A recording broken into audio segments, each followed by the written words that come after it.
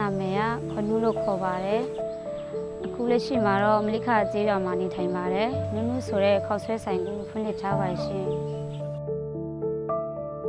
ဆိုင်ဖွင့်ခါစားမှာအခက်အခဲတွေရှိခဲ့ပါတယ်ဘလို့အခက်အခဲတွေလဲဆိုတော့ဒီရွာမှာကအကျွေးစားတဲ့သူတွေများပါတယ်အဲ့ဒီအတွက်ကြောင့်နောက်လာအတွက်အရင်ကြီး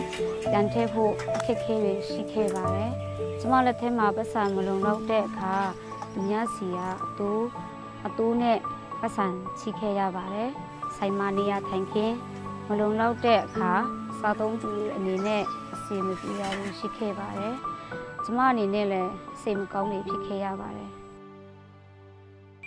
2024ဒီဇင်ဘာလ17ရက်နေ့မှာပြိုးဖွေနဲ့ချိတ်ဆ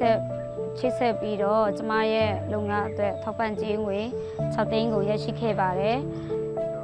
အဲ့ဒီငွေတွေရလာတော့အရင်လိုသူများစီမှာပတ်စံမချေရတော့ပဲခေါက်ဆွဲဆိုင်အတွက်ရင်းနှီးနိုင်ခဲ့ပါတယ်နောက်ပြီးတော့ထိုင်ခုံတွေလည်း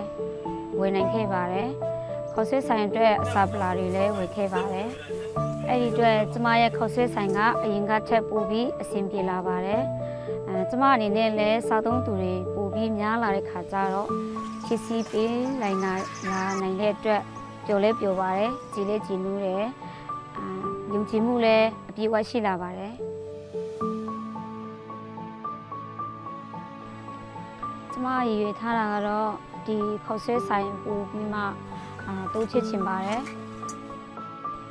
အခုလို့ကျမခေါက်ဆွဲဆိုင်ပို့ပြီးအဆင်ပြေလာအောင်ပြိုးဖွဲ့ဒီကူညီပေးတဲ့အတွက်အရင်လဲကျေးဇူးတင်ပါတယ်ရှင်